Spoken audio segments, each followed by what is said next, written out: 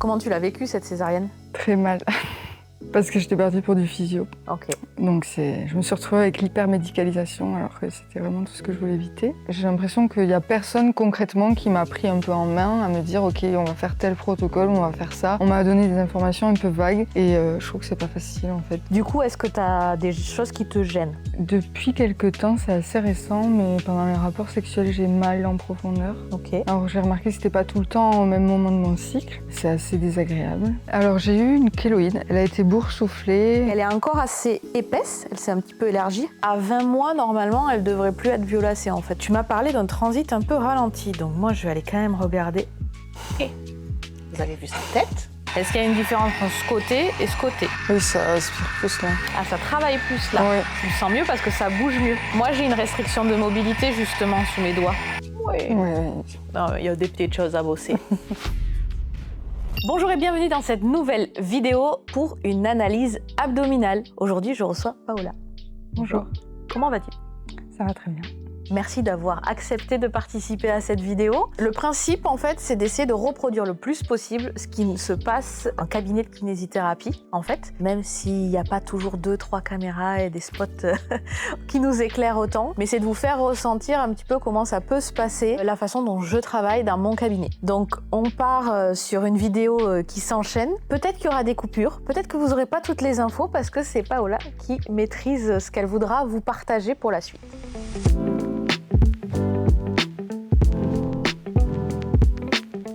Quelle serait ta demande si tu venais en séance avec moi? Est-ce que tu as une demande particulière pour cette séance? M'assurer que j'ai pas trop d'adhérence, j'aimerais bien... Donc j'ai eu une césarienne. Ok, donc ta demande c'est par rapport à cette cicatrice de césarienne. Voilà. Ok. Et peut-être aussi si ça peut s'arranger au niveau digestif, parce que depuis la maternité, ça fait des hauts et des bas. Ok. Donc je sais pas s'il peut y avoir une influence là-dessus. Mais voilà, j'ai entendu parler que ces cicatrices au niveau de l'utérus profondes, elles pouvaient éventuellement causer problème dans d'autres grossesses. Donc voilà, c'est quelque chose qui m'a un peu préoccupée. Ça marche. Donc je vais commencer exactement pareil qu'au cabinet. Tu as eu combien de grossesses? Une. Ok. Tu as accouché quand? Il y a 20 mois. 20 mois. Vraisemblablement par césarienne du coup. Oui. C'était une césarienne d'urgence ou une césarienne programmée? Urgence, mais code vert, donc c'était... Ok, donc césarienne d'urgence, ça veut juste dire qu'elle n'était pas programmée. C'est-à-dire que Paola, elle est partie pour accoucher par voie basse et que finalement, ça n'a pas pu se faire, donc c'est passé par une césarienne. Code vert, ça veut dire que c'est l'urgence, on appelle ça de l'urgence, mais on a le temps quand même. C'est-à-dire qu'il n'y a pas d'urgence vitale pour la maman, il n'y a pas d'urgence vitale pour le bébé. Et après, il y a code orange, code rouge, et puis voilà, on avance tranquillement. Mais une césarienne code vert, c'est-à-dire qu'on la qualifie de césarienne d'urgence, mais qu'il n'y avait pas d'urgence vitale engagée. On avait le temps de passer au bloc et de réaliser la césarienne. C'est ça. Ok. Comment tu l'as vécu cette césarienne? Très mal. Ok. Pourquoi? Parce que tu voulais accoucher par voie basse? Parce que j'étais partie pour du physio. Ok. Donc je me suis retrouvée avec l'hypermédicalisation alors que c'était vraiment tout ce que je voulais éviter. Et que je pense que je me suis trop renseignée, j'avais trop lu, j'avais un peu diabolisé la césarienne et toute intervention médicale. Et donc voilà, j'ai eu du mal à le digérer, ouais. C'est quoi ton métier? Je suis kiné. Ok. Tu fais quoi comme sport? Depuis que je suis maman, j'en fais pas trop, mais sinon je fais beaucoup de yoga, de natation. C'est hyper intéressant ce que tu nous dis parce que tu viens quand même du monde de la santé, mais tu avais envie de physio pour toi. Et tu viens de toucher du doigt quelque chose que je vois mais en permanence dans le cabinet. Et la sage-femme avait dû te proposer un projet de grossesse, un projet de naissance plutôt même. Elles me l'ont pas trop, non, on l'a pas vraiment évoqué. Ok. Parce qu'elle partait du principe que comme elles louent un plateau technique dans une clinique et que comme elles sont là, elles sont un peu les garantes et elles savent comment elles font tout le suivi. Ça c'est vachement Voilà, on fait bien. rien par écrit, il y a rien de très concret. Mais bon, ce qui m'a manqué quand même, c'était justement de se préparer à. Parce que tout ça peut arriver, un déclenchement, une césar, etc. Et avec le recul, j'ai manqué de me préparer à ces éventualités. En fait, je l'ai mis de côté comme un déni un peu. Et du coup, le jour où c'est arrivé, ça a été un peu traumatique. Un peu brutal parce que tu t'y attendais pas du tout et c'est pas ce que tu voulais à la base. Voilà. Je comprends. Est-ce que tu as l'impression que ce vécu psychologique, ça a des répercussions sur la façon dont tu vis ta cicatrice? Non, parce que ma cicatrice, je trouve quand même qu'elle a été super bien faite par le chirurgien. J'ai pas eu trop de complications. Enfin, Non, c'est plus sur l'aspect profond, oui, de me dire j'ai un utérus qui a été ouvert, en fait. C'est ce côté-là. Te questionne pour la suite. Oui, mais le côté esthétique extérieur. Donc sur les utérus césarisés, donc quand il y a eu une césarienne, on conseille en général 1 an avant de retomber enceinte, ce qui n'est pas une mauvaise idée non plus quand on n'a pas eu de césarienne, parce qu'il faut quand même un petit peu de temps pour s'en remettre. Mais en gros, oui, on essaye de demander au moins 1 an, justement pour qu'il y ait de la fibrose cicatricielle qui soit pas trop importante et pour que l'utérus, quand il va se détendre la prochaine fois, en fait, la cicatrice, elle soit le plus extensible possible. D'accord ? Sauf 3, 4, 5 césariennes où là, on commence à dire aux patientes, faites attention. On sait que jusqu'à 2 ou 3 césariennes, il n'y a pas de risque majoré de rupture de l'utérus pendant la prochaine grossesse. Okay. Ne t'inquiète pas par rapport à ça. Ok. Donc, moi, dans ma spécialité, je fais le périnée, je fais les abdos, je fais toute cette partie. Donc, en gros, est-ce que tu as une plainte particulière entre la poitrine et le milieu des cuisses ? Peut-être le périnée. Je me demande si je le... Enfin, parce que j'ai fait une rééducation avec une sage-femme basée sur de l'aptonomie, il n'y a pas vraiment eu de bilan. J'ai l'impression que, comme j'avais pas au questionnaire de troubles urinaires, ni sexo, tout ça, c'est passé un peu comme ça. Là, avec, c'était de l'aptonomie que tu as fait ? Pardon, non, eutonie. Eutonie. Excuse-moi. Ok. Donc l'eutonie, c'est une équilibration des tensions faciales. Oui. Voilà. Oui, je me suis dit, en fait, c'est de la kiné. C'est un peu ce qu'on fait. Je sais pas. Après, pour l'avoir vu avec mes patientes, je me suis rendu compte que quand même, il y avait peut-être des trucs qui n'étaient pas... peut-être pas été gérés jusqu'au bout. Ouais. Alors, je comprends tout à fait qu'une patiente qui ait été suivie par sa sage-femme tout le long de la grossesse, en fait, elle ait envie que son postpartum, ça soit aussi sa sage-femme qui soit là. Et ça me pose aucun problème. Donc, quand la sage-femme fait la rééducation périnéale, ok. Souvent, c'est de la CMP, contrôle et maîtrise du périnée, connaissance et maîtrise du périnée, pardon. Donc, des images. Vous nous mettrez en commentaire quelle image la plus folle on vous a fait faire, mais en général, c'est des portes d'ascenseur, c'est des ponts-levis, j'ai des coupes de champagne, des fois, ce genre de trucs. Donc, en gros, c'est de la visualisation. Mais c'est le début, en fait. C'est vraiment ce qu'on appelle l'intégration neuromotrice chez nous, la prise de conscience. Sauf qu'en fait, pour aller intégrer le périnée dans la fonction, ce que je répète tout le temps, c'est-à-dire que ton périnée il soit fonctionnel dans ton caisson abdominal, pour moi, il faut vraiment que ça soit un kiné derrière qui prenne la suite pour la rééducation abdominale. Parce qu'il n'y a pas de bon périnée sans bon abdomen. Donc, si vraiment les femmes veulent commencer la rééducation périnéale chez leur sage-femme, il n'y a pas de problème. Si elles veulent aller chez leur kiné, elles vont chez leur kiné, mais toujours couplées à la rééducation abdominale, quelle qu'elle soit, sachant que les sages-femmes, elles n'ont pas le droit de faire de rééducation abdominale, ça ne fait pas partie de leur domaine de compétences. Et que aussi, les sages-femmes, elles font de l'obstétrique, elles font de la gynécologie, elles font plein de choses super bien que nous, on ne fait pas et qu'on ne sait pas faire. Mais elles ne sont pas rééducatrices. Nous, en tant que kinésithérapeute, on est rééducateurs et donc du coup, aller faire de la rééducation périnéale et abdominale, quand on rééduque une épaule, un genou ou un périnée, les concepts sont les mêmes. Oui. On les a appris à l'école et on est rééducateurs. Alors que quand elles viennent de l'obstétrique et de la gynécologie, du suivi gynécologique, elles ont probablement une meilleure connaissance de la zone périnéale que nous en première intention. Mais derrière, les principes de rééducation font qu'elles arrivent un peu à buter. Donc c'est pour ça que le combo rééducation périnéale chez la sage-femme, rééducation abdominale chez le kiné, il me paraît indispensable. Je sais pas pourquoi je suis allée voir une sage-femme, alors je suis kiné. Et j'ai fait pareil, figure-toi. Voilà. Donc je comprends tout à fait. Ma sage-femme m'avait suivie, j'avais envie de faire ma rééducation périnéale avec elle parce que j'étais en confiance. Oui, il y a ça. En plus, la prépa que j'avais faite, prépa à la naissance, c'était quand même assez intime, comme c'était un projet physio, je les connaissais très bien. Il y a une notion hyper importante qui est très connue chez les psychologues, mais que nous, on nous apprend peu. C'est le transfert et le contre-transfert et la relation patient-soigné, la relation thérapeutique. Et on voit de plus en plus que le soin est bénéfique au patient quand la relation thérapeutique se passe bien. Ce que nous, en kinésithérapie, on essaye de mettre en place le plus souvent. Et donc forcément, quand tu viens d'accoucher, tu es dans une période un peu difficile, tu te sens un peu faible, donc c'est normal que tu ailles vers le soignant qui te rassure et que tu connais. Oui, ça, c'était le réseau, quoi. C'est ça. Du coup, est-ce que tu as des choses qui te gênent ? Tu m'as parlé de la cicatrice, de la digestion. Oui. Depuis quelque temps, c'est assez récent, mais pendant les rapports sexuels, j'ai mal en profondeur. Ok. Alors j'ai remarqué que c'était pas tout le temps au même moment de mon cycle. C'est souvent en post-ovulation, Ok, mais c'est assez désagréable. ok. Et... Ça dépend de la position? Oui, et ça dépend aussi du moment du rapport, si c'est au début à la fin, mais quand même, c'est un truc qui est assez récurrent et c'est des douleurs que moi je ressens dans mon ventre, quoi, dans mon bas ventre. Que tu n'avais pas avant? Pas à ma connaissance, hein. Des fois on oublie, mais... Ouais, si tu t'en rappelles pas, c'est que vraisemblablement tu les avais pas avant. Ok. Est-ce que tu as des incontinences urinaires? Non. Des incontinences anales au gaz ou aux matières? Non. Tu m'as parlé de troubles digestifs, donc ton transit, est-ce que c'est plutôt de la diarrhée, de la constipation, une alternance des deux, des douleurs? Depuis que je suis tombée enceinte, c'était plutôt du ralentissement. Ok. Je sais pas si c'est de la constipation, mais en tout cas c'est un ralentissement du transit, oui. Alors la constipation, elle est définie par des selles plutôt dures, voire on dit des crottes de lapin, des petites boules. Et à l'échelle de Bristol, on mettra l'échelle de Bristol. Donc là, ça définit le type de sel, tout simplement. Et après, c'est est-ce que c'est difficile à évacuer? L'exonération fécale est-elle difficile, voire douloureuse? Et est-ce que tu y vas régulièrement? Est-ce que tu y vas tous les jours, tous les 2 jours, tous les 3 jours?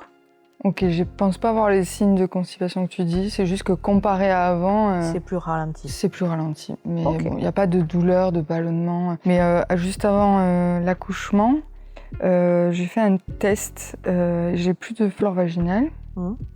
Et donc j'ai appris que ça avait un lien aussi avec la flore intestinale. Et bon, j'ai l'impression que ça s'est pas arrangé. Et je me demande si pendant les rapports, il n'y a pas aussi... Alors, lien, est-ce que ce test que tu as fait, tu l'as fait avant la grossesse? Non, je l'ai fait, je crois que c'était le dernier trimestre de ma grossesse. Pendant la grossesse, c'était quoi? C'était un prélèvement vaginal? Oui. Ok, et tu as pris un traitement? Non, parce que je me suis renseignée, il n'y a plus de traitement local. Ils ont arrêté d'en vendre des traitements probiotiques locaux. Alors oui. Voilà. Et du coup, c'est là où c'est bien de travailler avec des sages-femmes. Moi, je travaille avec des sages-femmes au cabinet.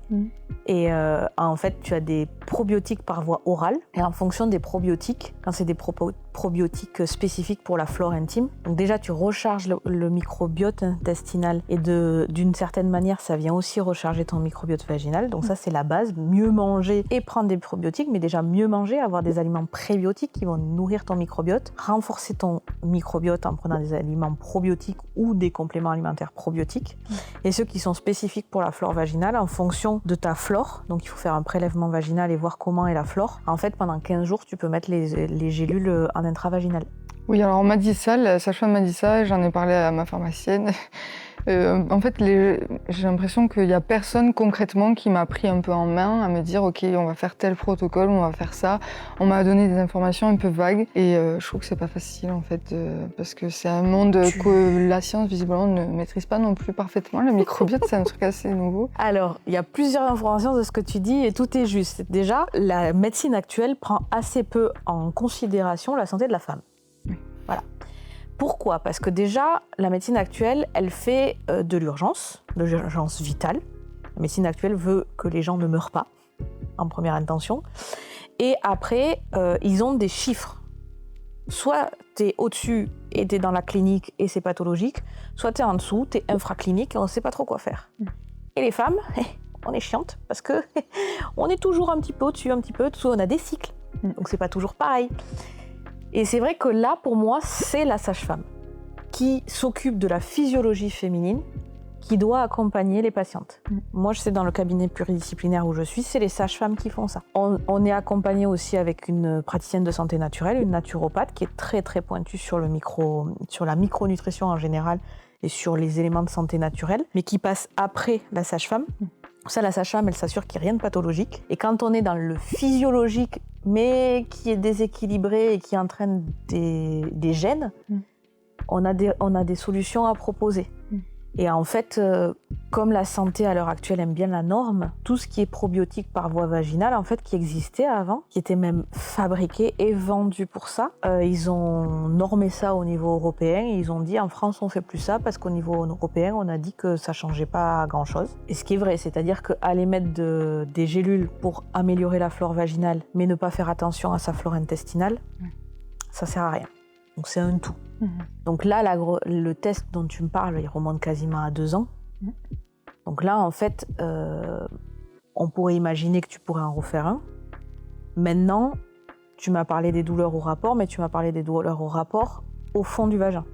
Oui, en fait, c'est deux choses différentes, effectivement. Il y a les douleurs au fond et puis il y a des inconforts. Oui, voilà. Ok. Un microbiote vaginal déséquilibré qui entraînera de l'inflammation ou des sécheresses, ça va créer des douleurs à la pénétration, ce qu'on appelle des dyspareunies d'intromission, ou des douleurs sexuelles à la pénétration, ou même s'il y a une bonne lubrification, finalement ça va venir brûler, tirer, etc. Ça c'est au début du rapport. Voire à la fin du rapport, en fonction de la durée du rapport, en fonction de la durée des frottements, ou potentiellement ça pourra amener des échauffements assez désagréables. Et après, il y a les douleurs au fond du vagin. On ne peut pas considérer que ça soit la faute du microbiote. C'est autre chose. Maintenant, tu me dis que tu as un transit ralenti. Donc, est-ce que c'est un côlon sigmoïde qui tire un peu? Est-ce que c'est l'utérus? En général, c'est un des signes de l'endométriose. Mais est-ce que tu as des douleurs pendant les cycles? Est-ce que tu as des douleurs pendant les mictions? Est-ce que tu as des douleurs quand tu vas à la selle? Voilà. Donc, au vu de ton tableau clinique, on n'ira pas chercher l'endométriose. Moi, là où ça m'aiguille, c'est qu'en fait, il y a une perte de mobilité globale des organes de l'abdomen et du petit bassin. Donc, on va d'abord le travailler par voie externe.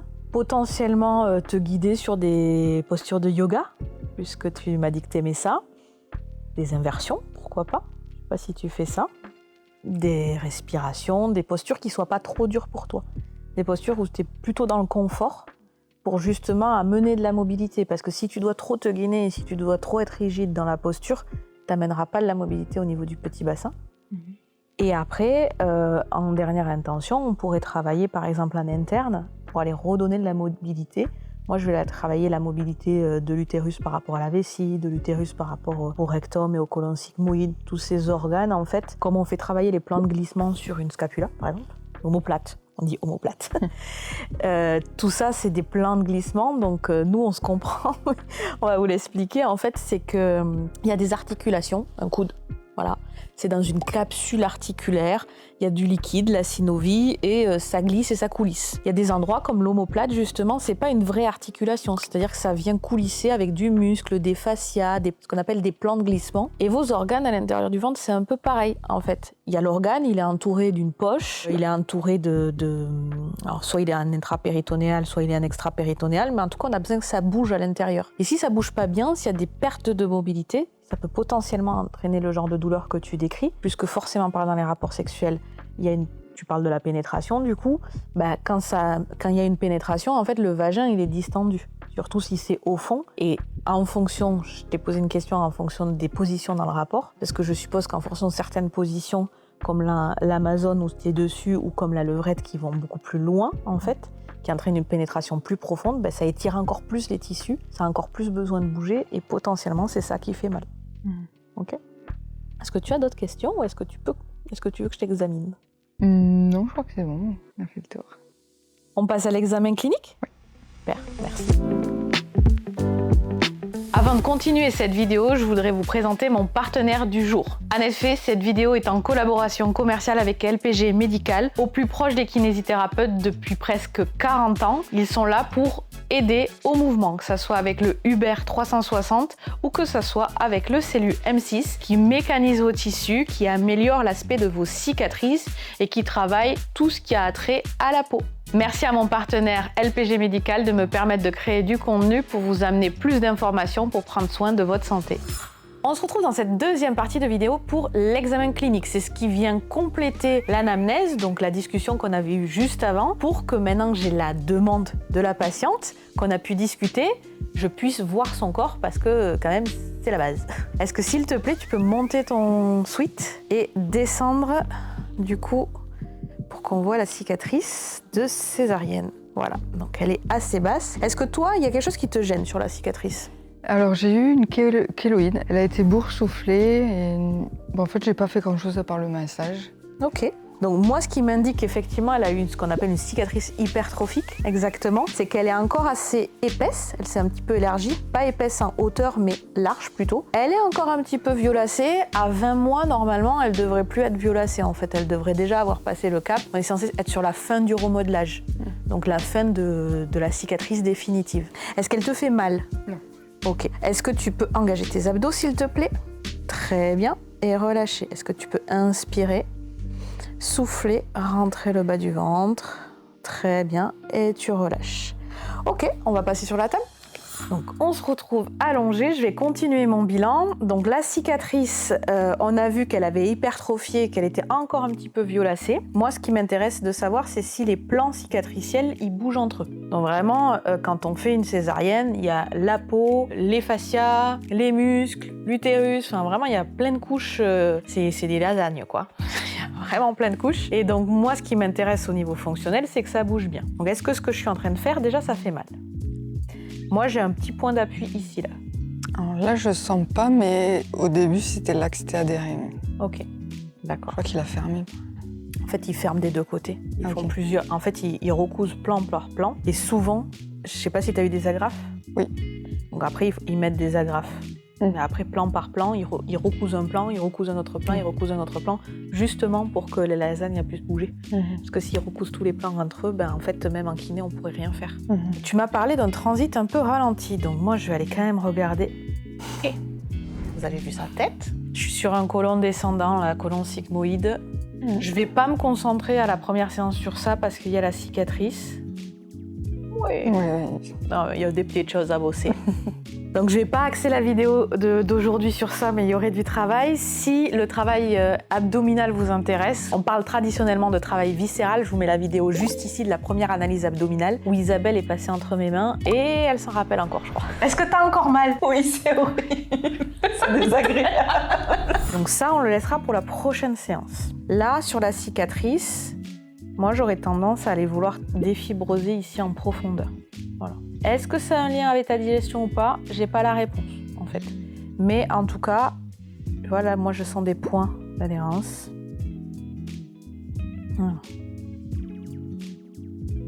Ok.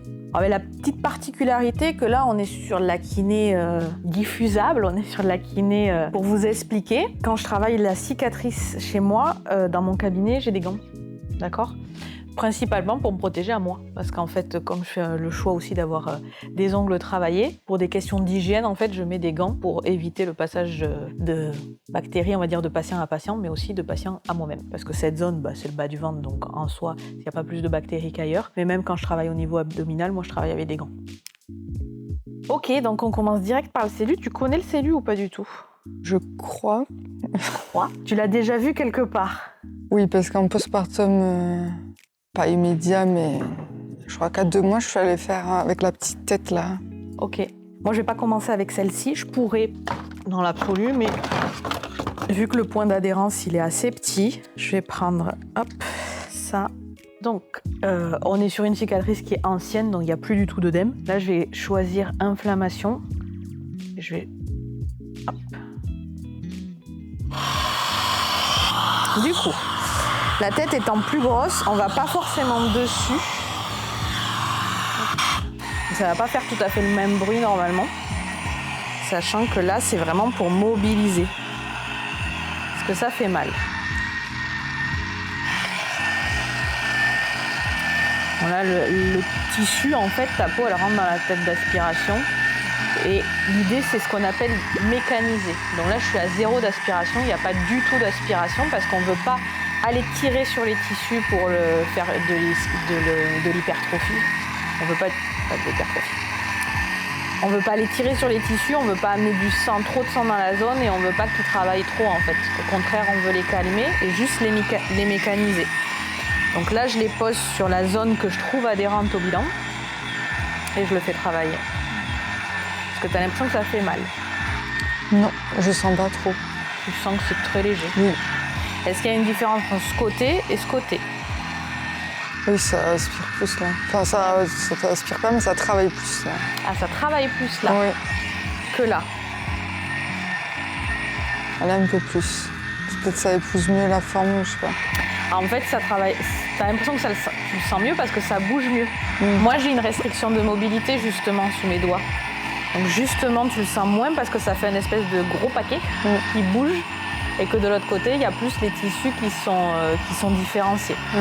D'accord ?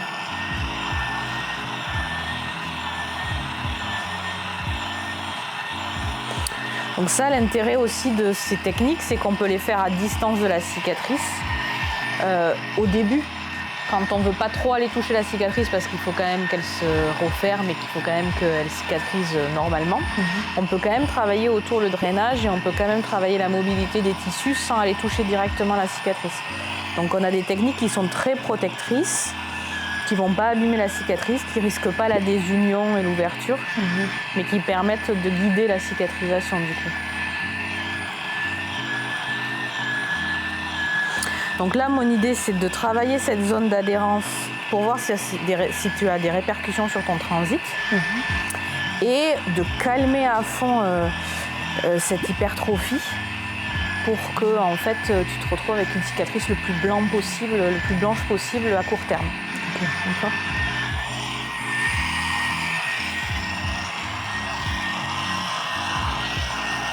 Bon, là, de l'avoir mécanisé mais étiré, c'est-à-dire que là, j'ai la tête du cellu qui mécanise et de l'autre côté, je viens étirer. Elle a déjà blanchi. D'accord ?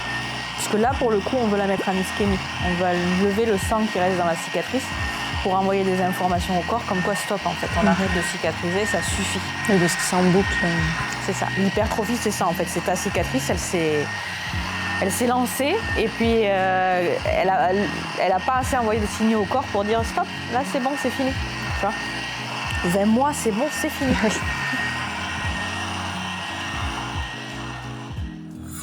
Donc, moi j'ai choisi de mécaniser ta cicatrice puisque au bilan je trouvais qu'il y avait une zone d'adhérence ici.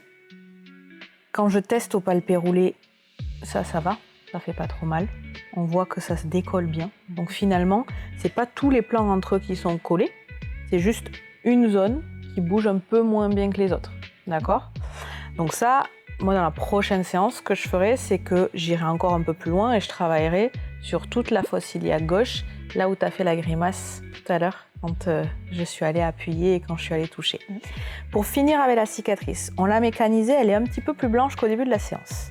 D'accord. Maintenant, je vais te demander de faire des soins chez toi. D'accord ? Donc des soins d'étirement.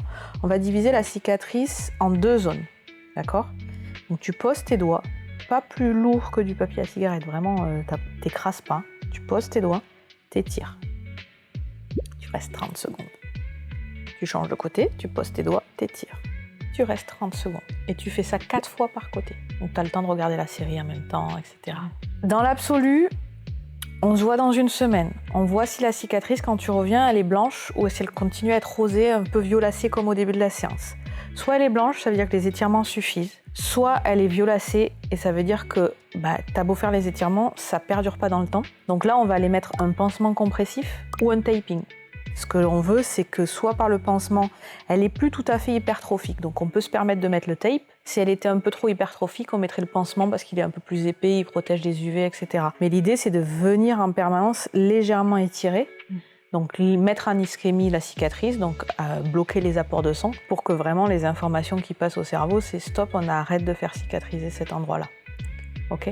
Donc on bloque vraiment la cicatrisation. Donc moi je t'engage à faire les étirements dont je t'ai parlé, 30 secondes x 4 des 2 côtés tous les jours. On refait un point, on voit si on passe par le tape ou par le pansement ou si la cicatrice évolue comme il faut avec les étirements. Et on enchaîne sur les douleurs abdominales qui peuvent ou non amener des problèmes digestifs. On verra si de travailler sur ce qui paraît perdre de la mobilité, en tout cas sur ce qui est douloureux, améliore ton transit. Et en dernière étape, on travaillera sur les douleurs à la pénétration. À savoir, ce qui moi m'intéresse, c'est est-ce que le travail sur la cicatrice et le travail sur la fosse iliaque gauche va améliorer au niveau de la perception des douleurs, les diminuer, voire les faire disparaître. Dans ce cas-là, tant mieux. Et sinon, si ça disparaît pas, je ferai un examen clinique en interne avec ton consentement pour pouvoir récolter des informations, voir comment tu contractes et tu relâches ton périnée, et voir comment se comporte ton utérus, ta vessie, ton côlon, s'il y a des tensions quelque part qui ont besoin d'être travaillées ou pas. Voilà. C'est un peu tout le protocole que je peux te proposer sur une rééducation abdominale du postpartum, puisque ta demande, elle rentre en fait dans cet item de notre métier. Et voilà. Est-ce que c'est une rééducation qui te conviendrait ? Oui, tout à fait. Parfait. Bah écoute, merci beaucoup en tout cas d'avoir prêté ton corps pour cette vidéo parce que je pense que vous avez appris quand même beaucoup de choses sur la prise en charge d'une cicatrice, même à long terme. Souvent on me dit jusqu'à quand je peux m'occuper de la cicatrice. C'est jamais trop tard, vraiment c'est jamais trop tard. Plus tôt on le fait, mieux c'est, mais c'est vraiment jamais trop tard. Merci d'avoir regardé cette vidéo, je pense que vous avez appris plein de choses sur la prise en charge de la cicatrice d'une césarienne. Et non, il n'est jamais trop tard. Si vous avez des questions, n'hésitez pas à les poser en commentaire, je me ferai un plaisir d'y répondre. On se retrouve très prochainement, alors abonnez-vous. Merci beaucoup Paola pour ta participation à cette vidéo. Avec plaisir et merci à toi.